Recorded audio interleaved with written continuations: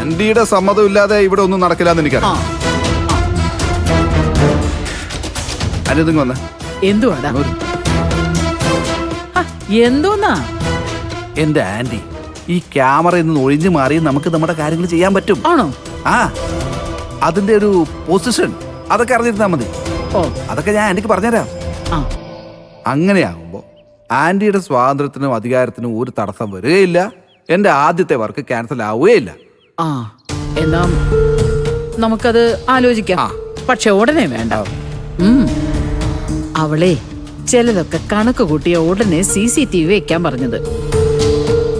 ഒരു 10 ദിവസം കഴിയട്ടെ. അപ്പോഴേക്ക് ഞാൻ കണക്ക് കൂട്ടിയ ചില കാര്യങ്ങൾക്കൊക്കെ തീരുമാനമാവും. നാളെ എനിക്ക് എന്റെ വർക്ക് തുടങ്ങാൻ പറ്റില്ല. നീ വിഷമിക്കണ്ടടാ. നിനക്ക് നഷ്ടപ്പെട്ട ഒരു വർക്കിന് പകരം വേറെ 10 വർക്ക് ഞാൻ പിടിച്ചു തന്നാ പോരെ?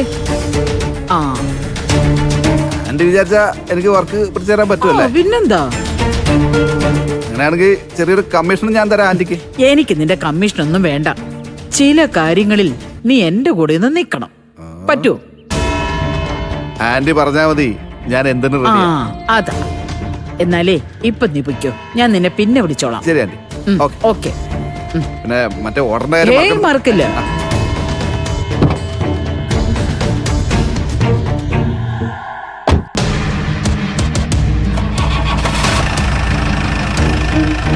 കൊണ്ടാല്ലേ? ആ, ഓക്കെ.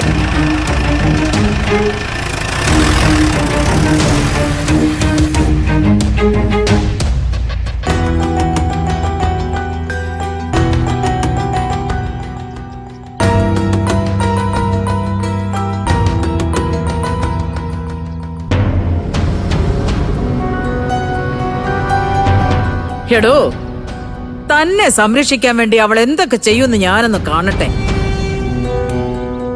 അവൾ ഇനി എന്തു വലയം തീർത്താലും തന്നെ ഞാൻ ഇവിടുന്ന് കെട്ടുകെട്ടിച്ചിരിക്കും. സുശീല പറയുന്നേ, നോക്കിക്കോ.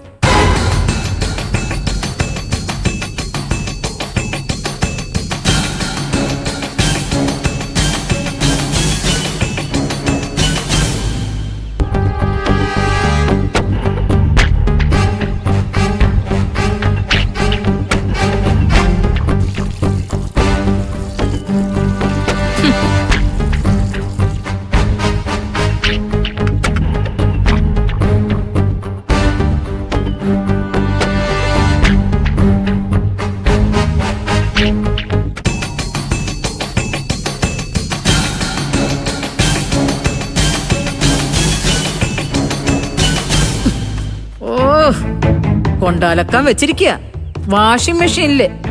ഇപ്പൊ അലക്കിക്കാൻ നിന്നെ കൊണ്ട് ഞാൻ.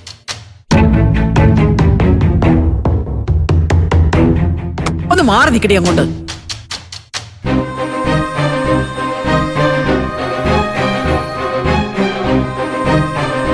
അച്ഛനെ കഷ്ടപ്പെടുത്താനുള്ള പുതിയ നീക്കം എന്തോ ആണല്ലോ.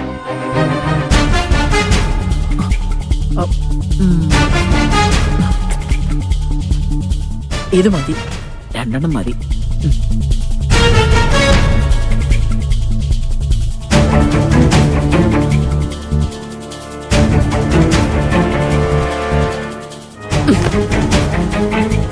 ഓ, കുത്തി നിറച്ചങ്ങ് കേറ്റിട്ടേക്കുവാ. ഇതൊക്കെ ഒന്ന് കഴുകിക്കൂടെ ഇവർക്ക്? അവളുടെ ഉണ്ടല്ലോ, നാണമില്ലല്ലോ ഇവക്കൊക്കെ. ഇതും കൂടി കിടക്കട്ടെ. ഇതെല്ലാം കൂടി കണ്ട് മനമെടുത്ത അയാൾ ഇവിടുന്ന് ഓടിപ്പോണം. ഓടിച്ചിരിക്കും ഞാൻ.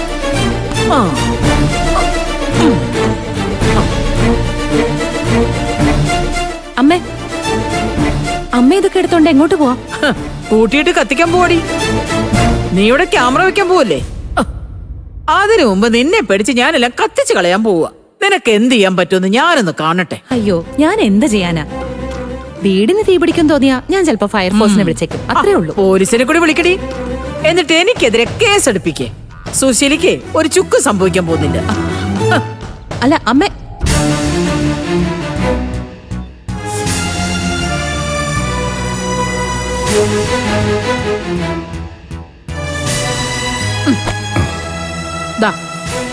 ഇപ്പൊ തന്നെ ഇതൊക്കെ കൊണ്ടുപോയിട്ട് നന്നായിട്ട് അലക്കി വെളുപ്പിച്ച് കഴുകിയെടുക്കണം.